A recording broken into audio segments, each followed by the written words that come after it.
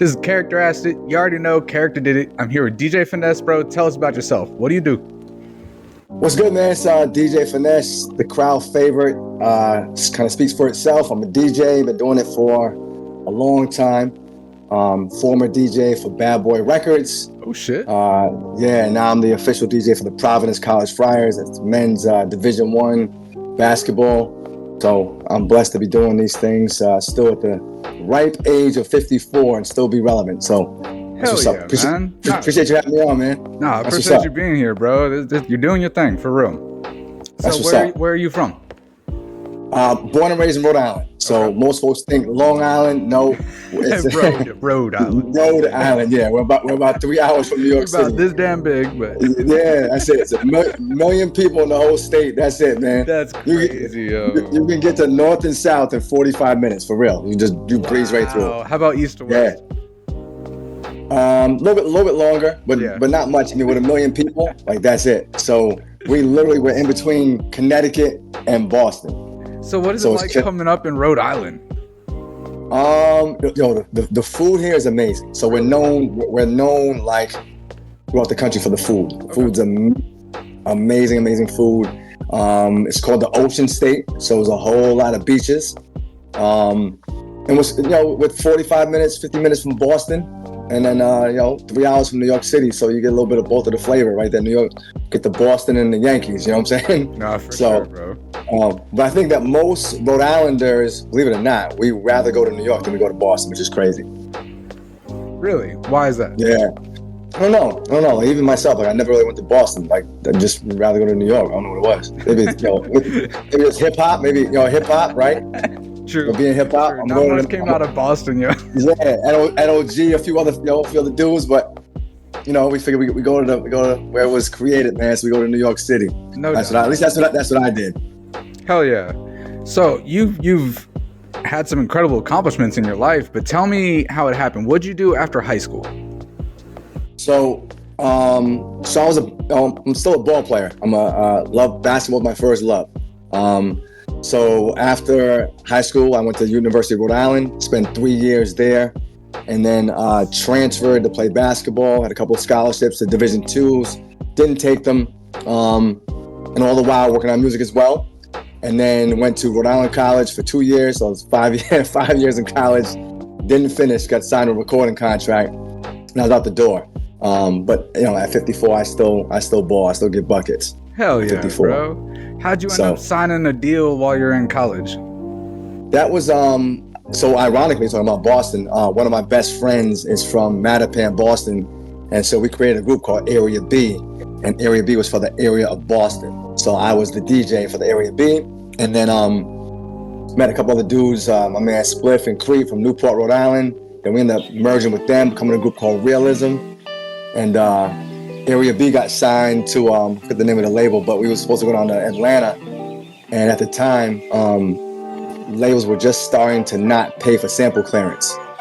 So they signed us with the sound that they heard, and then had us set up to go down to Atlanta and have them play everything live and change it all up. So we were like, nah, we're not doing that. Like, you signed us because you like the raw, the gritty, right? You could hear the cracks in the records and the static and the samples. And they wanted to just play it all out. They want to clear the samples. So that was like, nah, that's a breach of the contract.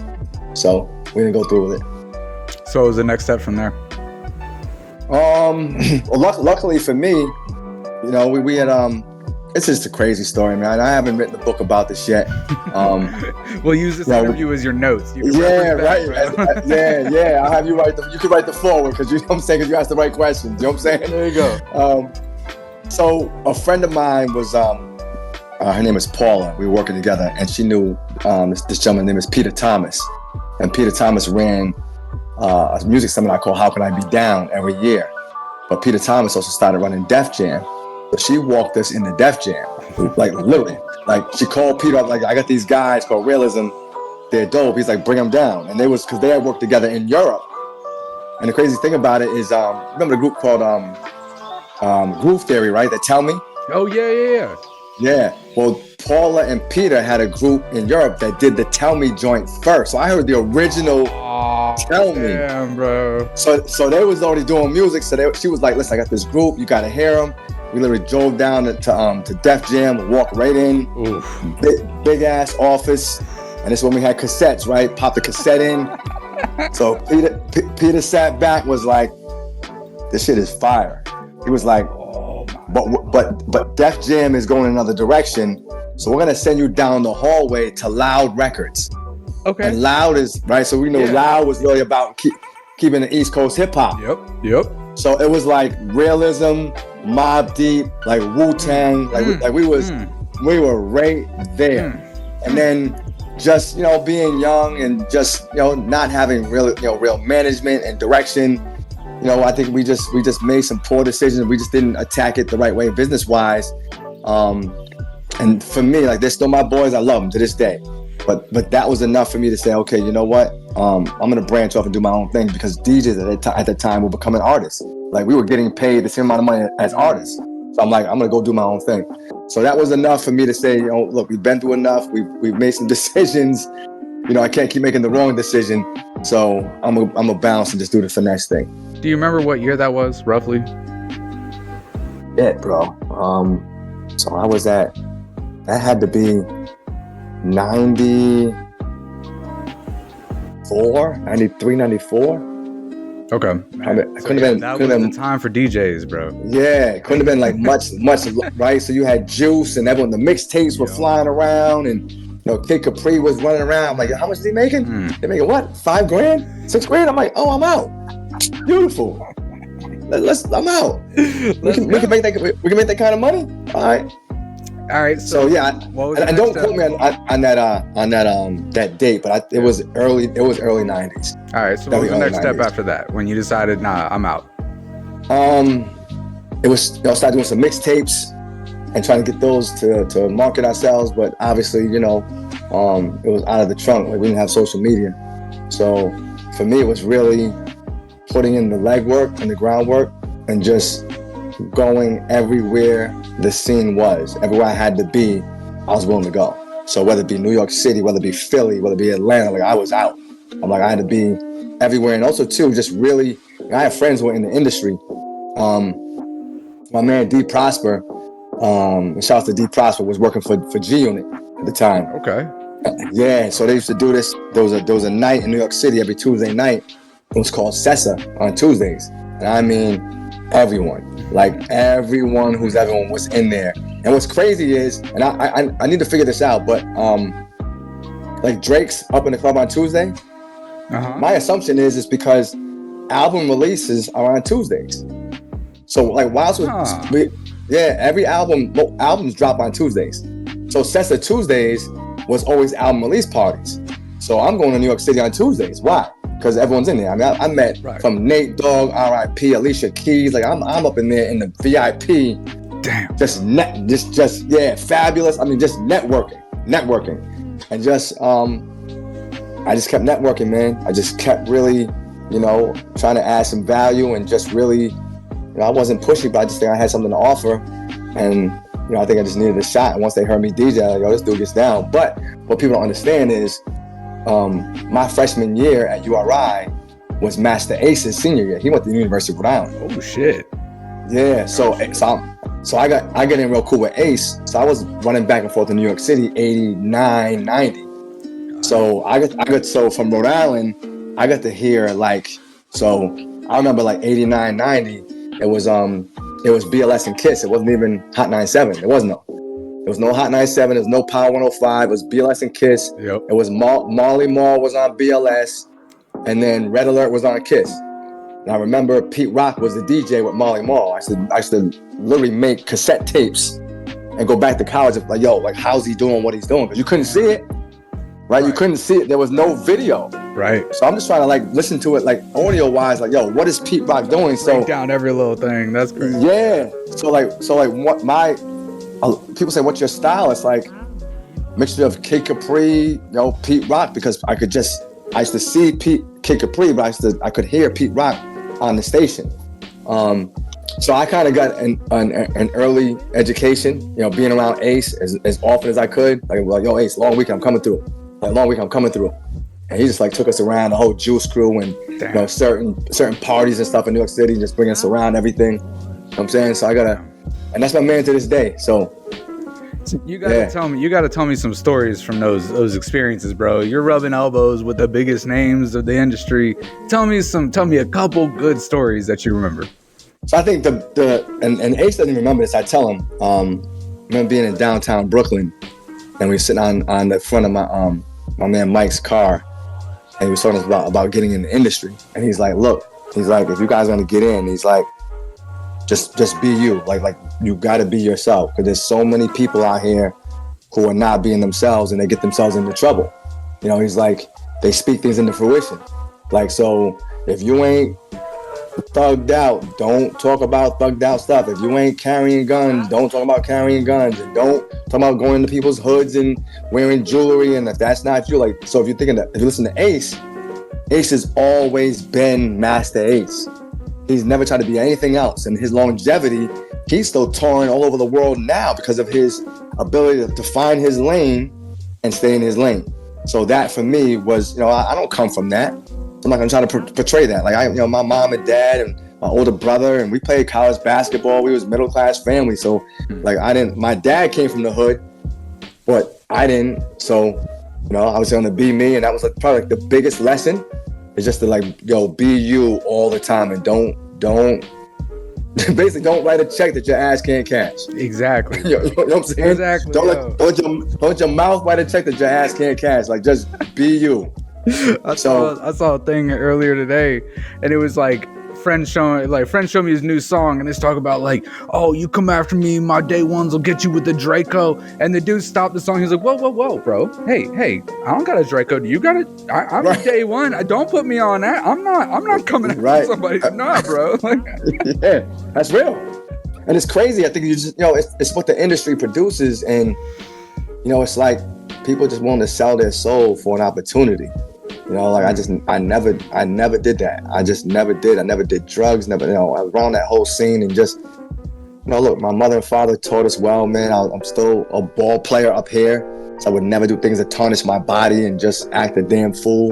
You know, we got one shot at this, man. I ain't trying to go to jail. I ain't trying to get shot for what? For posing like I'm something I'm not? No, I'm not doing that. Respect, bro. Tell me how you ended up at Bad Boy Records, man. Yeah, how much time do we have? As much time as you want, bro. As much time as you want. Ain't no time limit. So, so I'm sure you got a lot of listeners, right? I've seen your page, you know, over 7,000 followers. If there's, and you might ask this later, but I'm gonna say it now because it's a perfect segue. I firmly believe that you got to establish and maintain like positive relationships. Like I can't tell you, like, no one was coming to Rhode Island looking for me. Like, right? No one was coming to Rhode Island looking for DJ Finesse. Like, well, come on, man. We have 1 million people here. 1 million people don't love hip hop, right? You start breaking down the numbers of how insignificant this is, right? You got 1 million people in the state. Not all 1 million love hip hop. So they wouldn't come looking for me, right? So, you know, what if that relationship with Master Ace isn't a positive relationship? Well, I know Ace and Special Ed were good friends, both from Brooklyn, and they did Crooklyn Dodgers. So literally, there's a show comes to Providence, and it was crazy. It was, if you know, like old school, it was UTFO came, Special Ed came, Big Daddy came, Stetson Sonic, Nice and Smooth. It was a crazy concert. So I'm backstage, and Ed is already going on, and Special Ed is sitting against the wall. So I go up to him, Ed, what's up, man? It's, you know, DJ Finesse, Master Ace people. He's like, yo, Ace be talking about you, bro. Like, I told him I was going to Providence. He was, it's like, yo, I told him I was going to Providence to do a show. He's like, yo, my man is in Providence. You know, it's DJ Finesse. He's like, yo. So then Ed's like, yo, is it like this all the time? I'm like, nah, it's a one-off. It's a show. I said, but the spot that I do is 1,000 people inside with 700 outside trying to get in every single Saturday. So Ed goes, yo, can we do a night? I'm like, hell yeah. I'm like, I got the #1 night in the city. It's like the owners are really cool. I'll top up the owners and ask them. So I went to the owners. I'm like, listen, I met up with Special Ed, wants to do an industry night. And they're like, all right, Finesse, do your thing. So we started promoting Industry Thursdays in Providence, and Ed would drive from Brooklyn every Thursday, and he would bring artists.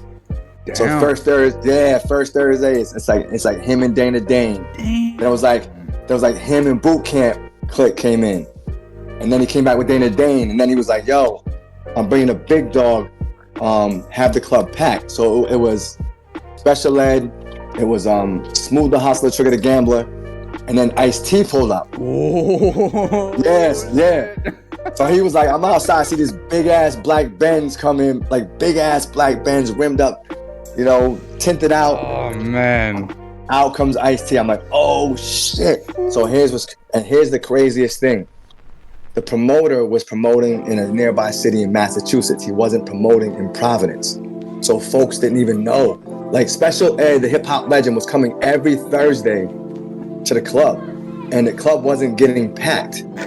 So after the Ice-T night, Ed comes to me and is like, yo man, I'm about to go on and do 106 in Park Freestyle Friday. He's like, I'll trade you, you know, 2 free, you know, if you give me 2 free nights, because Ed was paying me, right? He's coming to Rhode Island and paying me. He's like, I'll trade you 2 free nights if you go with me to 106 in Park and do the cuts right behind I Got It Made. So I was like, what? And so I'm not a mathematician, right? Yeah, I'm like, hold on. And this was probably 90, this was 90, 99, 98, 99, right? Peak of 106 in Park. I mean, yeah, the biggest thing in the world. AJ and Free. It was AJ and Free. God. So I'm making 500 a night, right? On just a Thursday, right? I'm making 500 Thursday. This is the 99, 500 on Saturday. I'm making $1,000 for 4 hours. Right. And that's just one club. All right. So you add that up. Okay. That's just that one spot. So I'm getting it. So I said, Ed, look, man. I said, for the time you're here, for the time you come to Rhode Island and do this night, I'm good. Don't pay me. I'm good. Of course. Because what's gonna happen when you got millions and millions of viewers? You can't put a price tag on that. So again, just like Ed says, gives me the date. I get up early in the morning, like 4 in the morning, hop in my truck by myself, drive to Brooklyn, go to his crib. We go from his crib to Mark Echo. Echo gives us gear. We go to 106 in Park. He does I Got It Made. I'm scratching behind him. I Got It Made. And then I'm like, Ed, I got to do Rap City. He's like, Finesse, I got you already. They're gonna call you in January to do Rap City. That was Big Tigger. Yeah. Oh so, my God, bro. So come November, the phone rings. Yo, this is DJ Finesse. Yeah, this is so and so. We need you to come to shoot 2 shows. Rap City, the basement with Big Tig. Come through. This is the date. Whoa. I told my people that lived in Jersey came with me. I shot Rap City. When those 2 shows aired, every label was calling. Every single label was calling me. And it was vinyl days, right? So they were sending vinyl. Like every God, bro. Like my garage. And if you're listening, the garage is locked. We got an alarm. but the garage, Cameras, proximity sensors. Yeah. But the garage is loaded with vinyl. Like it was like mad vinyl. So I have a manager at the time, and I'm sitting in my crib, and I'm like, yo, like this ain't working. So he's like, what do you mean? I'm like, yo, we're not doing enough. He's like, what do you mean? I'm like, yo, like they're sending us vinyl, but it ain't producing. Like so. Yeah, they're just checking in. We're trying to break records, but I'm like, yo, this is what we're gonna do, man. I said, we're gonna pick the 5 hottest labels. And we literally sat in my basement where I had my equipment. We grabbed the box from Def Jam, we put it down, we grabbed Interscope, we grabbed Universal, we grabbed Sony, and then we grabbed Bad Boy. I laid them on the floor. I'm like, who's where? So we were like, okay. Can't go Sony. That was K-Slay, and then I think it was K-Slay. It was K-Slay, Envy, Clue, K-Slay, Envy, Clue, and Green Lantern. These names are bringing me back, bro. So I was like, yo, we can't go here while Green Lantern's there. We can't go here. Clue is at Def Jam. K-Slay's here. Envy's here. And we got the Bad Boy. I'm like, yo, who's that Bad Boy? We're like, oh shit. I'm like, yo, if there's someone there, like it's not a prominent name. I'm like, and I always had right? And it had attention Henrock. And shouts to my man Henrock. So I call him up. Yo, can I speak to Henrock? Yeah, Henrock, this is Finesse. Yo, Finesse, Rhode Island? Yeah. Oh, yo, what up, Finesse? You got the records? Yeah, I'm good. Don't send me any more records. Yo, what you mean? What you mean? Yo, you good? Henrock, I'm good. Hold on to him. I'll be there on Tuesday. Oh, so I was like, flex move, bro. I was like, don't send me nothing. Just I'll be there Tuesday. I'm like, yo, we gotta start going to these labels and placing our face with the name. I call all the labels up. Ron Stewart, Jive, hold my records. Rich Dollars, hold my records. Bro. Every A&R.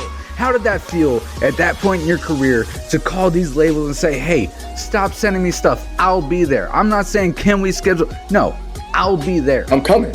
You know what? I think that it was instant. Well, coming off of, Rap City, 106 and Park, it was instant credibility. Oh, man. Like, and they know who I am because they saw me on that and they're sending me the records. Like, prior to that, I got no label affiliation. You're the newest hot commodity in this dude was just this dude was just scratching for Special Ed on 106 and Park, AJ and Free, and then was on Rap City, the basement with Big Ticket. Right? So it was like, yo, I'm coming there. And again, they need us to break the records. So I'm not gonna say no. Right? No, you can't come to New York and come meet us and chop it up. Right. So we would literally go every Tuesday or every other Tuesday. I bought the record book bag. Boom, we drive down, park the car. We just started hitting cabs. Just hop in the cab, Def Jam. Hop in the cab, Universal. Hop in the cab, Interscope. Hop in the cab, Sony. Hop in the cab, Jive, RCA, like everything. And then it's crazy because Bad Boy, when I started to really go there, Henrock was transitioning out of that position, and Rich Dollars was going into his position. So Henrock was like, yo, man, Rich is gonna hold you down, blah, blah. So after probably the fourth time, Rich was like, yo, man, just because I wouldn't go upstairs, right? So if you've been to New York City, like Bad Boy Entertainment is on the building. So it doesn't own the whole building, but it's on the 17th floor. All right. So on the 17th floor, you come out of the elevator, look to the right, it's Sean John. Look to the left, it's Bad Boy. Oh. So and I'll tell you a crazy story about that too, just so you want to hear a story. So I would go to New York, but Rich would meet me downstairs with the records. Meet me in the lobby. Yo, Finesse, you good? Yeah, dap me up. All right, yo, here's the joints. New Black Rob joint. Whoop, like play this. Boom. After the fourth time, he's like, man, we're not doing this, man. Come upstairs. We're not doing this no more.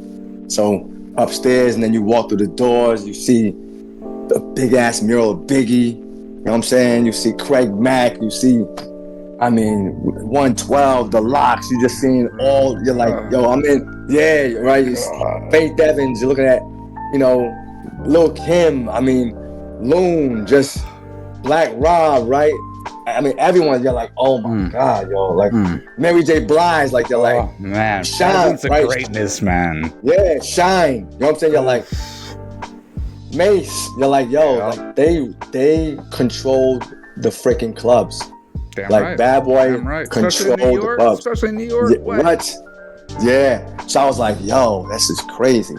So after about a few months, man, I'm like, yo, Rich, who's holding y'all down? He's like, there are a couple DJs that do their thing, and no one person. I'm like, yo, I need in. So he's like, word? I'm like, yo, I need to be official DJ for Bad Boy, bro. Just, I don't need nothing. I just need the cosign. I said, I'll do the rest. I just need the brand. I'll do the rest. And trust me, I'll do it. And I really think they thought, what's he really gonna do? Like, he's from Rhode Island. Right. I think that, right? They didn't say it. But it wasn't like I felt it. It wasn't like, it wasn't like he's from New York. And he's exactly. Like I felt like you catch a little buzz, but now you talking old, bro. Like it's almost like he alright. Exactly, you know what I'm saying? Exactly. It wasn't like word. It wasn't like yo. Hell yeah, we were hoping you'd say that. Like it wasn't that. I can't confirm that. That's how I felt. But I was like, yo, I'm about to crush this thing. I'm about to murder this. And once they gave me the okay, I got on letterhead, on Bad Boy letterhead. I was like, but what I did was I made sure that everything that I created and like I put Rich in. So I'm like, yo, Rich, I'm up at Foxwoods, the biggest casino. Let's do a Bad Boy takeover. Blah blah blah. You come host it. So I'm getting this dude paid. So now I go back to the office. They're all like, yo, Finesse, yo, we can't do something with you, dog. It's just you and Rich running around. Like, what the? You know what I'm saying? All the A&R was like, yo, what's how going the tables on? have turned, bro. Yeah, but it was about, I gotta make sure I take care of my man. Yo, to this day, Rich is my guy. To this day. Run around parties, parties and, model searches and, bookings in, DC with Ryan Leslie and just, yeah. So just because I took, he took care of me, I'm like, yo, he had my back. I was like, yo, Finesse, I rock with you. I'm like, all right, I got you. So whether it be like NBA All-Star weekends and Super Bowl weekends, I've done it all, man. So it's been a great ride. That was 7 years, 2004 to 11. Man, so it was a dope journey for you. Like, you had a lot of ups and downs in the whole experience. Yeah. I mean, it's I just think it's stick-to-itiveness. It's just really knowing what you want to do, and just having that desire, man. To just and things change. I think like your focus earlier, and as you get a lot older, start looking at things a lot differently. So now it's really about like, what kind of value can I provide, right? What kind of value do I bring to the workplace? And it's not just about me and getting put on, but I really do value relationships, man, because I literally say, if the relationship with Master Ace wasn't positive, right? Or let's just say because of Ace, who talked to Ed, because of Ed, right? I go to Rap City, because of Rap City and blah, blah, blah, comes Bad Boy. If that relationship with Ace is horrible, none of this happens. Well, I think a big part of it is it's not that it's either positive or negative, but you need it to be positive because even if it's neutral, he doesn't think of you. Correct. That's great. Yeah, if he doesn't dislike you, but he doesn't like you and he's not thinking about you and you haven't given a reason to think about you, he's not going to think about you because you're just another person he met. Yeah. And we got in good with Ace. Like, that was it, because like his first album, Take a Look Around, my name's on the back of the album. The Son of Yvonne album, I'm actually on one of his joints. So he said, yo, Finesse, man, do the intro to it. It's called The Spot. It's a club. So like, yo, like, just be the DJ and, yo, it's Finesse, New York City, what up? We at The Spot. It's your man, DJ Finesse. Oh, my man Ace just walked through the door, Master Ace. He starts rapping. Oh. Right? So like, you don't have to call me for that. Hell yeah, man. You know what I'm saying? You don't have to call me to do that. But that's that relationship. And then, Ace is he wrote the foreword on my book. So like, still, that's friend for life, man. Fact. So you're right. And I was actually his backup dancer in a talent show on campus. Hell so, yeah. That's what's up, bro. That's what's up, man. If you haven't told me about him yet, what would you consider your biggest accomplishments? So, in music or just in general? Music and life, either one or both. Well, I think in life, one is, I have an amazing wife and my kids. I have a biological son and my stepdaughter, who is my daughter. Like, she's my daughter, position, right? Yep, that is it. And at first I was like, I want a biological daughter. I'm like, nah, I don't need one. Like, she's it. You know what I'm saying? So I think getting married, having kids, I would definitely say getting my college degree, because I went back at 40. Oh, did you? I promised my parents, I'm like, look, I'm leaving. I'm 21, 22, got signed a recording contract. I'm like, no, look, I promise you I'll go back, because no one had finished. Like, none of us finished. I come from an amazingly talented family of like non-finishers, man. It's crazy. It's crazy, bro. Crazy. Talented finishers. Yeah, talented like non-finishers, quitters, bro. Yeah, it's like, what the hell? Hey, yo, like every billionaire is a college dropout, so right? You're probably working on something good. Yeah, I mean, I'm talking about like, especially athletes. Like, my dad was supposed to play in the NFL, he didn't play. My mom was supposed to go to Michigan State, play tennis. She opted out and married my dad. My cousin was McDonald's All-American basketball, didn't finish. My other cousin goes to UConn, didn't finish. My other cousin goes to URI, didn't finish. My brother got a scholarship, basketball, didn't finish. I go to college, didn't finish. I'm like, that's a cycle, man. That's a cycle. I got to break the cycle. It's like hereditary. Right? So, yeah, it was like generations of like talented folks that just didn't finish. I'm like, damn, bro, like your son is about to go. And what's crazy was my daughter, who does exceedingly well for herself, but she didn't finish. Okay. So I'm like, our son is next to not finish. He's next. So I'm like, I gotta go. So at 40, I was like, I'm out. I'm going back to college, get this thing done. I'm gonna break this damn curse and honor my mother and father. I told them I was gonna go and get my degree. What'd you get? What degree did you get? Criminal justice. Okay. Yep. I went back at. I always had an interest in it, like very interesting classes. You know, I didn't want to be like, you know, law enforcement, but I just needed a degree, and that was just the most interesting stuff to me. I didn't know I was gonna apply it later on in life, but it was just interesting. So I got that degree, and I crushed it, like a 3.85, and just having my mother and father there, my whole family, my son there. Like when I crossed the stage, you know what I'm saying? So now I'm like, curse is broken. And y'all can't say. And now my son's getting his degree in December. He's getting his degree in December. In what? You know what I'm saying? So his marketing. Okay. So business. Oh, good call, son. Business and marketing. Yeah, I told him, I said, listen, every product has to be marketed, bro. Everything. Go for marketing. Trust me. Market yourself. Especially now. Yeah. So that's probably, I think on a personal level, that's probably my biggest accomplishment, you know, honoring my mom and dad for one. I think obviously, you know, music-wise, you know, working for one of the most iconic labels in music history, is definitely, you know, number one. And I would say also too, I think a smaller one is like Kid Capri's always been, for me, like a mentor, right? So when we first brought him down to Providence, he come this big ass Kid Capri tour bus, you know. I'm opening up DJ. I'm the headliner DJ every night until he comes. You know what I'm saying? So when he comes, I don't mind opening up Kid Capri. And I still think to this day, he's like the best club DJ still to this day. So got to go with him, brought him like a couple times. Next thing I end up on his bus, right? Chopped up on his bus. No. And then, and then everywhere he went, man, if he was in Boston, I'm in Boston. He came to the radio station. He was in Atlanta, I'm in Atlanta. And he was just giving me these tips about what we need to do, because we kind of DJ the same way. And then I was doing I was in Vegas. I was DJing for Nelly at a thing called, so it was the Vegas Magic Show, which was it's a clothing convention. So it happened every 6 months. And I mean, everyone who had a clothing line was there. I mean, everyone from Jordan, everyone. And so my cousin's wife was working for Apple Bottom. Again, relationships. No shit. Right? Yeah, so she's working for Apple Bottom. She throws my name out there. I'm now DJing in his booth, in his clothing booth. God. And then I end up doing his after party when he's crowning Miss Applebottom. So it's like Bernard Hopkins, Fabulous, Run. Oh man, Fab was there. I mean, it was like everyone was in there. God. Russell Simmons, like everyone's in this party. Like everyone's in this party. Everyone. And I'm the headline DJ. And who's sitting on the couch watching me spin?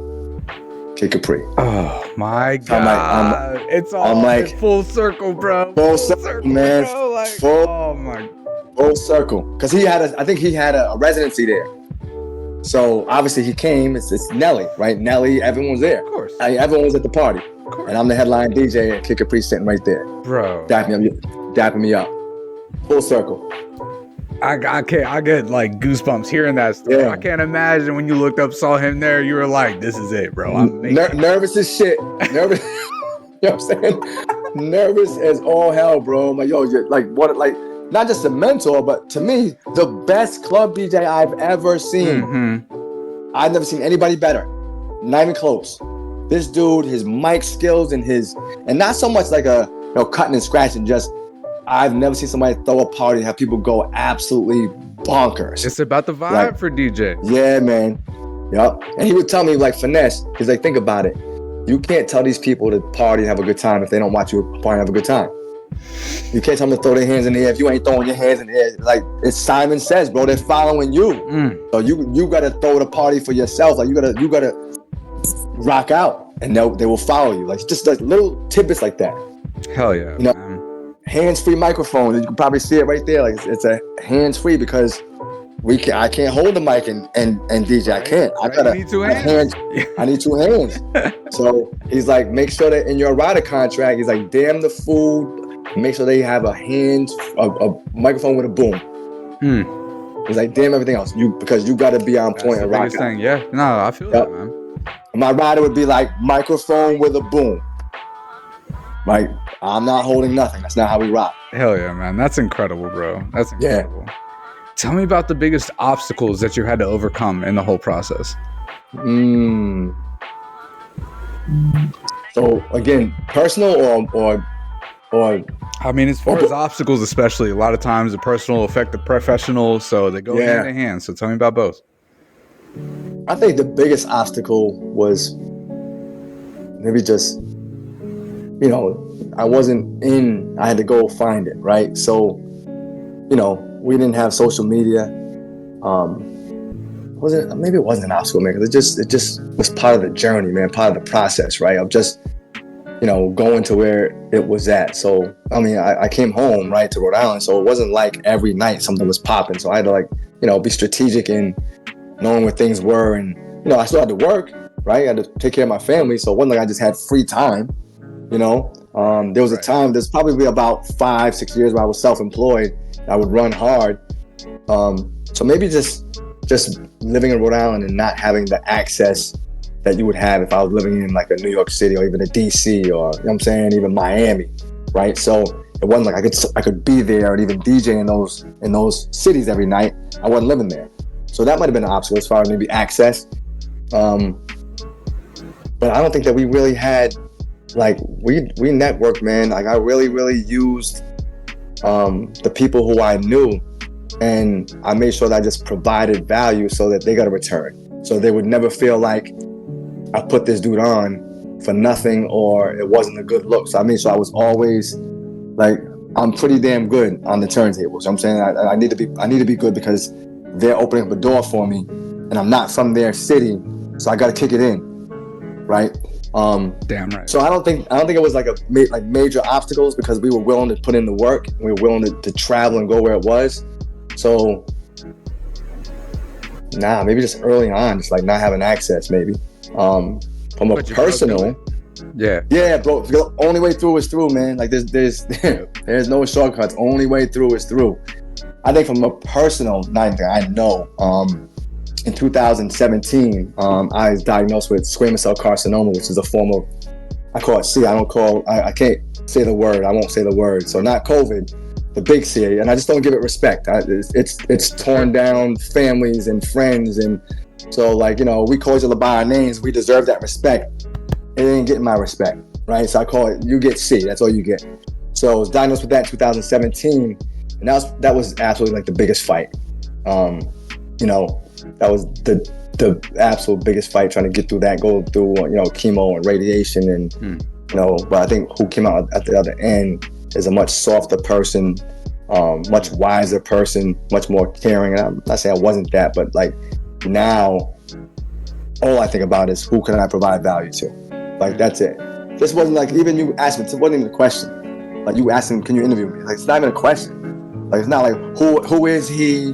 What's his IG look like? Like, no, we're not doing that. Like, if this can add value to your platform and we talk about some things that can inspire people, bro, that's what we do. Bro, I appreciate that, for real. And it's not saying that your platform isn't. It's not saying that your platform isn't that. Yeah, but I want to make sure that it's in context. It does not matter, man. Like, I will get on anyone's show if I feel that I have something worth saying that can help some people out and whatever. So I think that was my biggest obstacle. But God is good, man. You know, I'm in probably the best shape at 54. Like, I think I'm in shape, man. I box, I work out, I still play basketball, I golf. Like, I'm outside. You know what I'm saying? Like, I'm outside and I'm outside. Hell yeah. So man. I'm good, man. Nah, if I could be in your shape at your age, man, I'm doing something right, man. How old are you? I'm 35. Oh, you young, man. Yeah. You're my daughter's age. You're my son right now. I talk to a lot of interviews I do. They're like 20, and I'm like, bro, I feel like a grandpa to you. It's all about perspective, you know? Yeah. I was watching some of the snippets on your page of the people you're interviewing. That's what's up. Yep. So you have really achieved success in a lot of people's eyes. But I know a guy like you always has a vision, always has the next step in mind. So what is success in life to you? Being happy. Like, success is being happy. I don't quantify success as far as money. I know many people do. I don't chase the bag at all. I chase value. I think for me, it's living a life of fulfillment and purpose. Like, to me, that's successful. I just did an interview today, and I was like, they was asking, what advice would you give other DJs? I'm like, don't measure your success based on someone else's success. Like, because now you've abandoned your race, right? Now you're looking left and you're looking right. Like, it's okay to take notes, right, from people that are, that inspire you or do what you want to do, but you got to run your own race, man. You know what I'm saying? You got to stay in your lane, like, find your lane and get really good in your lane. I think that, because again, it's a relative term, right? So if you say, okay, is success is Finesse as successful as Khaled? Well, then you would say, if you're looking at credibility in an industry, you say, you're not even close, right? But I'm not measuring my success to Khaled. I'm sure he wouldn't measure his to mine. But there's some goals and things that he wants to do, right? Damn right. You work with guys that he can't. Right, and he might say, shit, I never wrote a book. Finesse wrote a book. So you can say Finesse is more successful in that. So I don't measure mine to other people. So I think being, a life of purpose, a life of fulfillment, to me, and I told myself I will not go to the grave with regret, right? So what is happening? Like that, to me, that's success. Being happy, being fulfilled, and knowing that you're, to me, like a servant leader. Like, I want to serve. I want to help people. So that's everything in mind for me. Everything moving forward is, what's the value? Like, what's the value I place on things, place on people, on relationships? And if I don't see value, not for me, if I don't see I can add value, I won't do it. Not what's coming to me. If I can't see how I can add value, I'm not interested. And that sounds crazy, but that is almost biblical.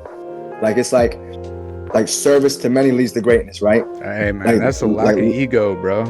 Yeah, I have none. I truly, when I sit in meetings, they're in awe. I'm like, I have to figure out a way where I can add value. If I can't figure it out, I'm not interested. They go, what? I'm like, I gotta figure out how I can help you. How can I help you?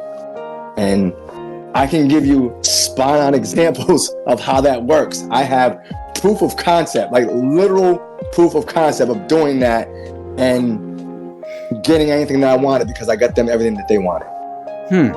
Literally. First, it doesn't work in reverse. That's some it does golden not work in advice reverse. right there. That's some golden advice right there, for real. And I literally have proof of concept. I've done it, laid it out, literally tangible things, and they have a successful crushing night. They're like, dude, name your price. Hell yeah, man. Name your price. Yep. And to me, it does not work in reverse. Facts. You can't say, what can you do for me? Ask not what you can do for the company, but what can you do for the company? Yeah, for real. And that's how so that's how I've been able to be successful and stay relevant. And I think even more, I do believe I'm hotter now than I was at Bad Boy right now. Really? Right now. What makes you crazy. Say that? So what you got going on right now? So I'm the DJ for the Providence College Friars, right? So if people don't know, it's in the Big East. You got DC, UConn, Villanova, Creighton, St. John's, Georgetown, that whole Xavier, Butler, that's the whole conference. So this is my 13th year. So I'm going into my 13th year. So I am literally on the floor with turntables in front of 12,000 people. Like, damn. I'm in an arena every home game, and it got crazy. So 2021-22, PC won the Big East outright. And I'm walking through New York City because they had the Big East tournament is in Madison Square Garden every year. So I'm walking around New York, and it's like they're just calling my name everywhere I turn. Finesse. I'm like, what the hell? I'm like, it wasn't like this with Bad Boy. Like, finesse. My kids love you, and the grandparents want to take pictures. I'm like, oh my God, what the hell's going on? And so that's when I realized one of my mentors told me, he's a multimillionaire. He said, Finesse, you have to be the business. I'm like, what do you mean? I'm like, we're doing business. He's like, yes, we're doing business. But you have to be the business. And it didn't register until I'm walking around. I'm like, branding. I'm a brand. That's the business. So I'm a brand. And I might not be Target brand. I might not be a Nike brand. Oh, but you a brand. But I'm a brand. And these people are telling me that I'm a brand. So how do I take this brand and brand myself into opportunities? So I took the idea of being the brand, but then how can this brand add value to what you're doing? And then in return, I get what I want. So I was like, oh my God. So now, I mean, I'm walking into, I'm negotiating now with BMW, like NIL deals, like the athletes get. Like, I'm a brand. I'm in front of 12,000 people.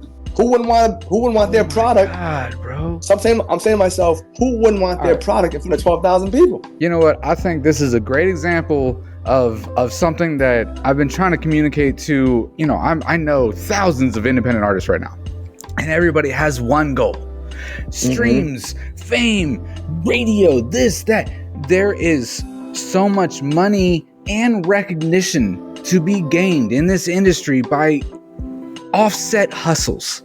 These different facets of the industry that are so necessary and so impactful and so significant, and they create a name for yourself.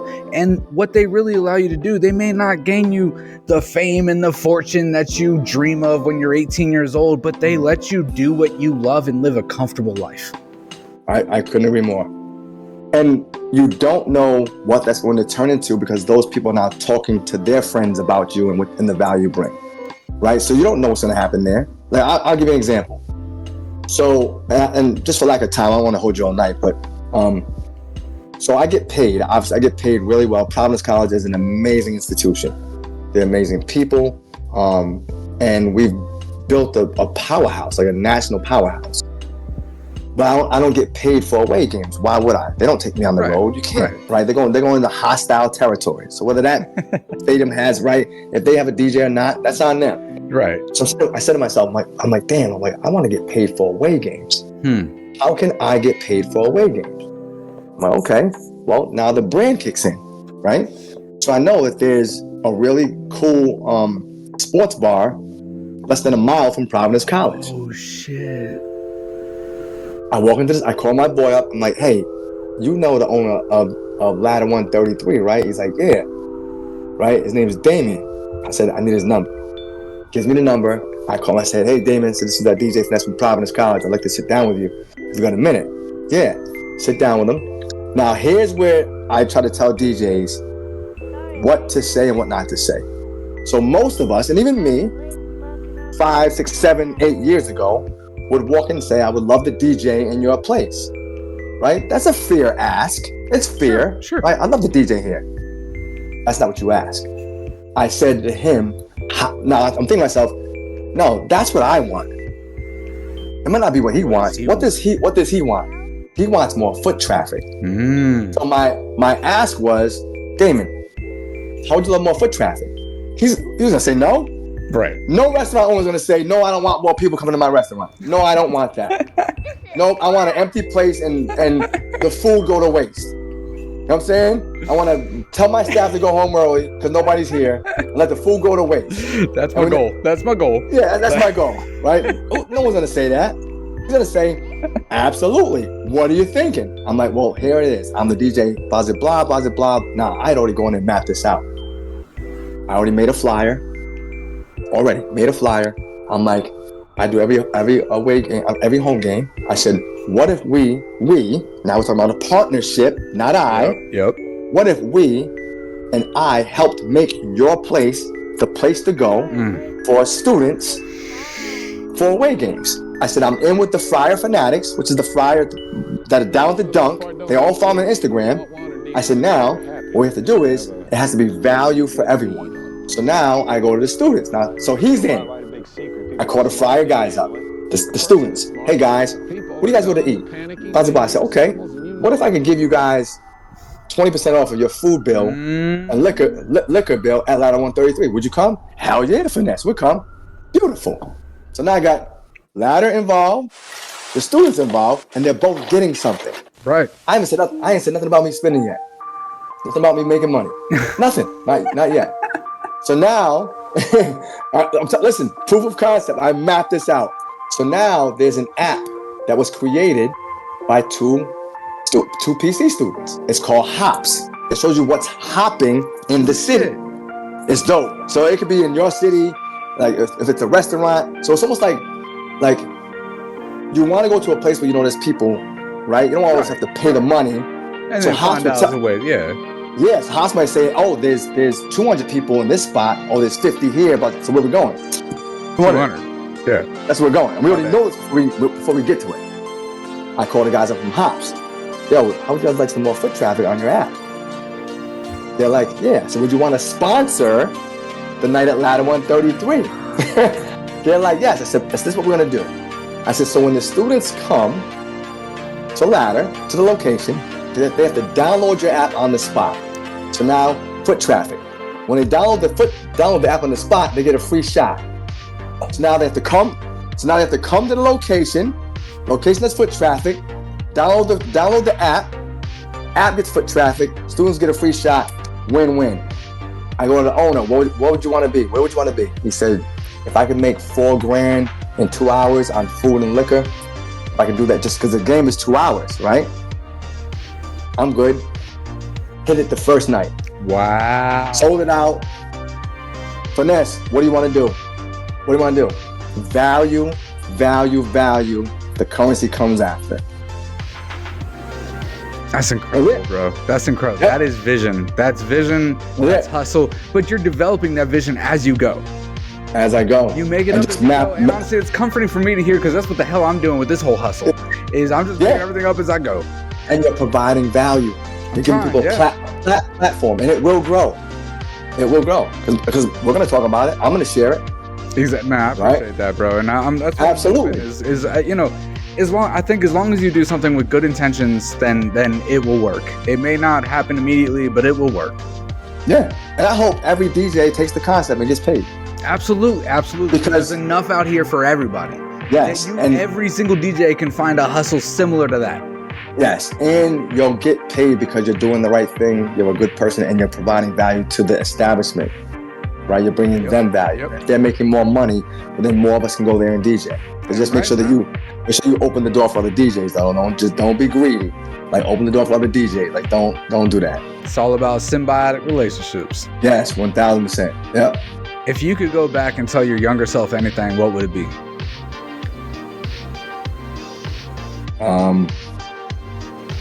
Be humble sooner. Like be humble. Shed that ego young. Yeah, like get rid of the ego. Like if I knew this then,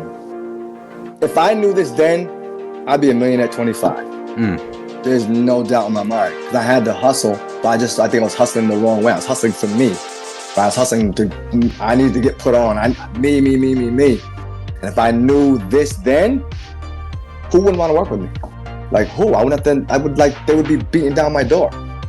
Right? So and I'm establishing that now, which is crazy. Like it's happening now. And again, I have a publicist. I've never had a publicist. Wow. So she's getting me into things that, I've done like my 4th interview already in less than a month. So I think she's like, the story is getting out. People want to know your story. She's like, you've done so much. I did a movie with Wesley Snipes. I've done. Say what? Yeah, I did a movie called Hard Luck with Wesley Snipes. No shit. It was a small little cameo. I was a DJ, right? In the DJ scene. I had a quick little line with him, and then I did Love and Hip Hop. A couple cameos there with Rich, season 4, season 5. It's like I shot for 27 dresses with Katherine Heigl. Like just crazy, but stuff that people don't know because we didn't have social media.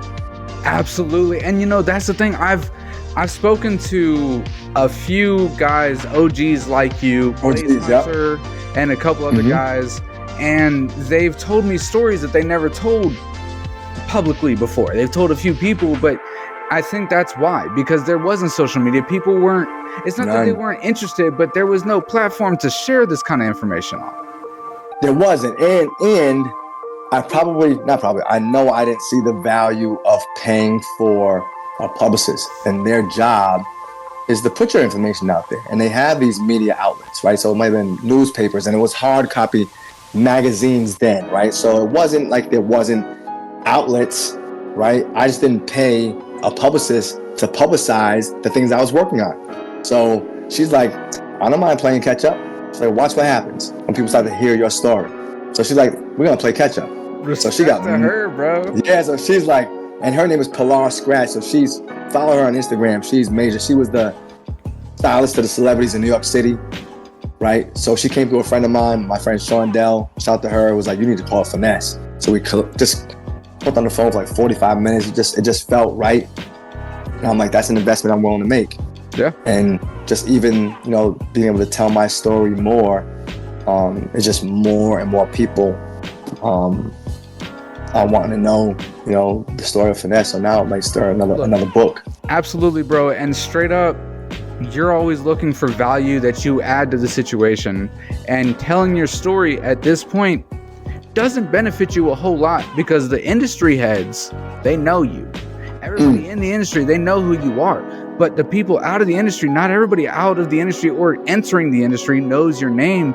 But to hear this story is incredibly inspiring for them, because yes, it is an entirely different world and landscape as far as how to grow your music. But you're a kid from Rhode Island. Rhode Island, brother. and I'm gonna figure out how to write this story. DJ for Bad Boys. It's incredibly inspiring, bro. And it is. There's value to others for you to tell it, more so than to you. I appreciate it, man. And just, the platform, the opportunity. So hopefully, people get to hear this and share the story and be like, you know what, man, I'm going to jump on this platform too and like to tell my story. I think we go through it so we can, we share our stories and we turn our test into testimony. That's Absolutely, man. Do you have anything coming up that you want to tell us about? I'm working on a reality show right now. Okay. So it's called, it's a crazy concept. So it's called The Call Out. It's a boxing reality show. It's called The Call Out, but the subtitle is Punching for Peace. So what we're doing is we're taking beef and people have disputes and they have to settle it in the ring, but they have to go through training, like separate training, separate gyms. We have celebrity coaches, so we got boxing royalty. We have Irish Mickey Ward as one coach, and then we have Paulie Malignaggi as the other coach. So and the Punching for Peace is being a behavior specialist, at my degree, the latter part of the fight is they really have to squash the beef. So we have them sign a contract for like Rocky 3. Before they fight, we say, you owe us a favor after the fight. Like, what's the favor? Like, you owe us a favor after the fight. And the favor is you two have to go back to your community and do something in the community together. Yeah, bro, it's never been done before. Our first show, our first show was October 8th, and now we just heard that Ray J wants to produce the show. So he's coming to record it and put it on his platform because he heard the boxing thing was cool, but when they hear the twist, they're like, that same look you gave me is what we're getting from everyone. Like, oh, that's dope. So we feel like we can stop killings, shootings, because we already got kids in the gym now, and these are some are grown people, and they're like, yo, I ain't never been through some shit like this before in my life. I'm like, yeah, you're about to learn a lot about you, about respect and empathy and all the things that you're about to go through right now, these 3 weeks of training before this fight hopefully breaks you down and we build you back up, and then that mutual respect for the other guy in the other gym, and maybe that beef ain't really beef after you guys get in there and break it down, and you ain't fighting him. You're the first person to take reality TV and use it for something good. Yes. It's coming from a guy, I worked on reality TV for 3 years, so trust, I feel you. Okay, yeah. My man Jared Tillinghast, he was a pro boxer, so we partnered with him and Damon Feldman, who owns Celebrity Boxing. Yeah. So that's our work. I just came from a meeting before here. I'm like, guys, I got to be out by 8 o'clock. I got an interview at 9. So yeah. That's what's up, bro. That's incredible, man. Yeah. Congratulations on it, and I'm excited to see that. Now, You my know? last question before we end this, Yep. and I feel like you've dropped so many of these that I feel bad asking you this, but is there any Oh, good. sentiments or life lessons, messages to young people, young artists, young anyone that you want to leave before we end this? Yeah, I think I'll just kind of reiterate the I'll give this to you. My friend, his name is Mike Marriage. I have a lot of mentors, man. People do really well for themselves. I just pay attention to people doing things better than me and just try to sponge off them, right? And he did a video, and I won't take credit for it, so I'm just shouting him out. But he did a video in the graveyard, and he's like, the graveyard is the richest place on earth. I'm like, what? He's like, he said the graveyard is the richest place on earth. So at the end of the video, he showed like the tombstones, and he's like, this is the place where all the ideas, all the inventions, all the dreams died. Because of fear. Fear of what people might think, fear if it would work, right? If I can do it, if I'm special enough, if I'm smart enough. So they just swallowed those dreams, took them to the grave. It's like there's inventions in this, there's $1 million inventions in this grave that people were afraid to because of fear.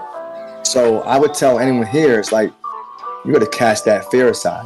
Because I would rather fail forward, like try and fail, than to not try at all. I'm gonna fail forward, right? So I'm gonna keep going. So, look, if I was fearful of things, I would never met Master Ace. I wouldn't have approached Ace. I wouldn't have talked about going to Bad Boy. I wouldn't have cast fear aside, because you don't want to go to your grave with regret. You got one shot, this thing called life, and it's a season, and we don't know how long our season is, right? My season could end tomorrow. I hope not, right? But it's not in my control.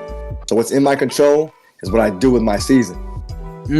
So, yeah, cast fear aside, man. Go after your dreams.